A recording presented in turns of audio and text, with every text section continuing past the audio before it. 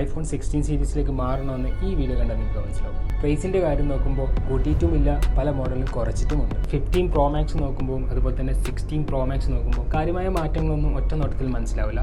പക്ഷേ ഡിസ്പ്ലേ സൈസിൽ നല്ലൊരു മാറ്റം വന്നിട്ടുണ്ട്. പ്രോയുടെ കേസ് എടുക്കുമ്പോൾ 6.1 നിന്ന് 6.3ലേക്കും Pro Maxൻ്റെ കേസ് എടുക്കുമ്പോൾ 6.7 നിന്ന് 6.9ലേക്കും മാറിയിട്ടുണ്ട്. കേസിൻ്റെ കാര്യം നോക്കുമ്പോൾ കഴിഞ്ഞ വർഷത്തിനേക്കാളും ബെറ്റർ സ്ട്രോങ് ബോഡിയാണ് ഇപ്രാവശ്യം വന്നിട്ടുള്ളത്. ഈ വർഷത്തെ ഏറ്റവും നമുക്ക് ഹൈലൈറ്റ് ചെയ്യാൻ പറ്റുന്നൊരു മാറ്റം അതിൻ്റെ ബട്ടനാണ്. അതായത് ക്യാമറ എടുക്കാൻ വേണ്ടിയിട്ട് അത്രയും യൂസർ ഫ്രണ്ട്ലി ആയിട്ട് ക്യാമറ എടുക്കാൻ വേണ്ടിയിട്ടുള്ളൊരു ബട്ടൺ നമുക്ക് പ്രൊവൈഡ് ചെയ്തിട്ടുണ്ട് ഈ വർഷം. അപ്പോൾ ഇത് നമുക്ക് എപ്പോൾ ഉപകാരപ്പെടാൻ ചാൻസ് ഉള്ളൊരു സംഭവമാണ്. കാരണം ഇനിയുള്ള കാലത്ത് വീഡിയോസ് ഫോട്ടോസാണ് കൂടുതലായിട്ടും ഫോണുകളിൽ ഇമ്പോർട്ടൻ്റ് കൊടുക്കുന്ന ഐഫോൺ. അപ്പോൾ അതിന് വേണ്ടിയിട്ട് എക്സ്ട്രാ ഒരു ബട്ടൺ ഉണ്ട്. അതുപോലെ തന്നെ സൂം, അതുപോലെ തന്നെ ക്യാപ്ചർ, ഇതൊക്കെ ചെയ്യാൻ വേണ്ടി വളരെ ഈസി ആയിട്ട് നമ്മൾ പോക്കറ്റിൽ നിന്ന് എടുക്കുന്ന സമയം തന്നെ നമുക്ക് ഫോട്ടോ എടുക്കാനുള്ളൊരു ഇതാണ് ഇതിൽ കൊടുത്തിരിക്കുന്നത്. അപ്പോൾ ഇത് നമുക്ക് എപ്പോൾ യൂസ്ഫുൾ ആവുന്ന ഉറപ്പാണ്. മറ്റൊരു മെയിൻ മാറ്റം വീഡിയോ ഷൂട്ടിൻ്റെ കാര്യത്തിൽ നോക്കുമ്പോൾ നമുക്ക് 4K വീഡിയോസ് 120 FPS നമുക്ക് ഷൂട്ട് ചെയ്യാൻ പറ്റുന്നതാണ്. നമ്മളെല്ലാവരും നോക്കുന്നതാണ് ബാറ്ററിയുടെ കാര്യത്തിൽ.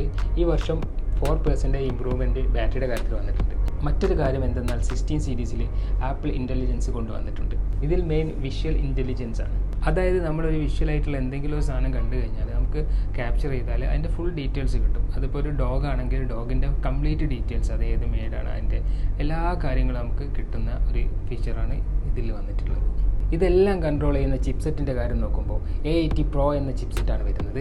ഇത് നമുക്ക് ഗെയിമിങ്, വീഡിയോ എഡിറ്റിംഗ് ഇതിനൊക്കെ വളരെ ഉപകാരപ്പെടും എന്നാണ് കമ്പനി പറയുന്നത്. മൊത്തത്തിൽ നോക്കുമ്പോൾ കാര്യമായ മാറ്റങ്ങൾ വന്നിട്ടുണ്ട്.